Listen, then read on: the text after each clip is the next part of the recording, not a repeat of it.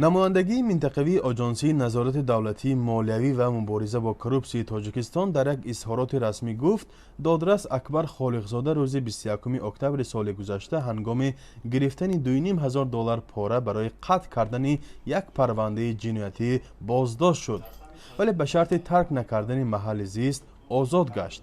شرف عوضزاده سردار آژانسی ضد فساد در ولایت سوخت میگوید از بس که اعلان جرم سودیه ها صلاحیت دادستانی کل است، تفتیش قضیه وقت گرفت و در این بین دادرس اکبر خالقزاده ناپدید گشت.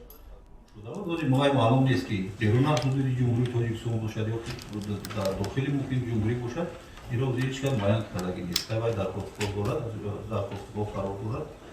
ما فکر میکنیم البته باید دریافت می شود و نسبتش قرار قانونی قبول کرده می شود.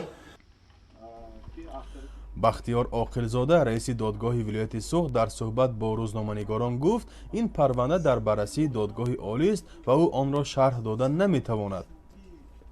البته از طرف اساساً از طرف سودیا صادر کردن جنایت به فکر من همه معلوم که چی یک اسناد آوردن به سیستم سودی می باشد. حالا جستجوی دادرس سابق اعلان شده است. نظر خود خالقزاده و نزدیکانش در این رابطه دسترس نیست. سردار آژانسی ضد فساد در ولایت سوخت سبب فرار عیبدار شونده ها را این گونه شرح داد.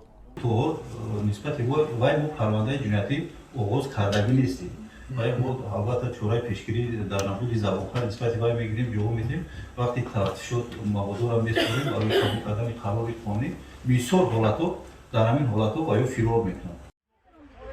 به نوشته خدمات مطبوعات رئیس جمهور در 10 سال گذشته در تاجیکستان 25 دادرس برای جنایت‌های کروپسیونی دستگیر یا زندانی شدند.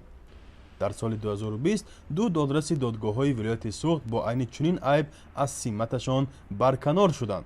تاجیکستان بیش از 450 دادرس دارد و سازمان‌های حامی حقوق گفتند نظام دادگاه‌های پایبند حکومت اجراییه بوده مستقل نیست. فرزان محمدی، رادیو آزادی، شهر خوجند.